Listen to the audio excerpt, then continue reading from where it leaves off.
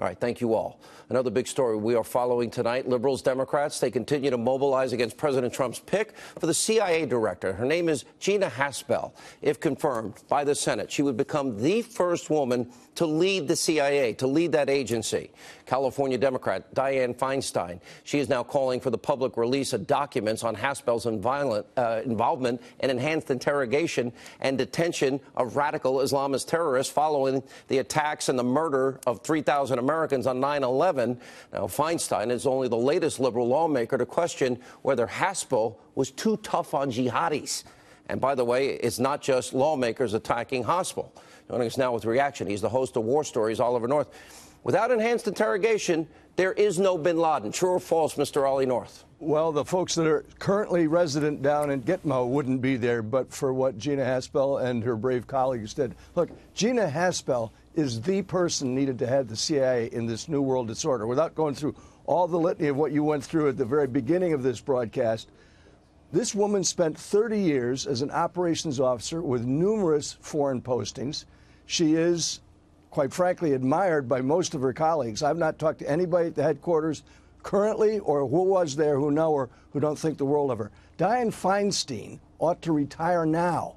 Look, she's grandstanding about waterboarding when it was deemed to be legal by the Department of Justice, the Attorney General, and the President of the United States. In other words, she did her duty. It was only afterwards that they decided it really wasn't lawful. And I think I know a little bit about what it's like. What happens to people who do their duty and Congress disagrees? Congressman, Colonel, rather, have you been waterboarded in your life, in your career in the military as a Marine that served his country and had to have a Purple Heart or two? I think two. Look, I was a SERE instructor, Survival, Evasion, Resistance, and Escape. I used to teach it. I was waterboarded when I went through the course. I waterboarded at least 150 people, some of whom I'm sure are right now wondering what the heck was going on because it was all legal before. We used to do it for training. We used to do it to people when you need to be prepared for this kind of thing. I guess that was all stopped as well now. Look, all that ended for me. I hope it ends well for the new DCI, Gina Haspel. The president and our country needs her right there. And they don't need to drag her through water torture. What other way, if you have somebody like KSM, Khalid Sheikh Mohammed, right, the mastermind of 9/11, the worst attack in American history, on our soil, killing 3,000 Americans, obviously declaring war on this country. Is there a nice way to extract information? If we build the soccer fields and we take care of the dietary concerns and we order personal chefs for those on the battlefield that are trying to kill Americans, is that going to work? Well, I don't know. I've not been involved in anything like that. I've certainly seen people questioned in the field when they've been captured. I've put some of that up on your show from overseas. All you had to do to some of these guys was to tell them through the interpreter.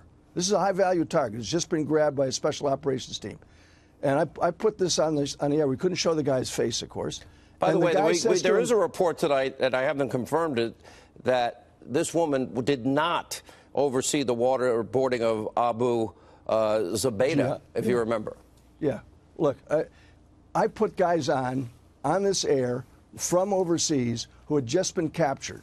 Okay, and all you had to do to some of those guys was say, ship him to Gitmo in the local language, whether it was Farsi or Arabic, and they would puke right there on the spot. All right, safe home, my friend. Godspeed. Appreciate you. Semper Fi. Appreciate you, Semper Fi. Don't forget, War Stories, this Sunday night, 8 p.m., Fox Business Network.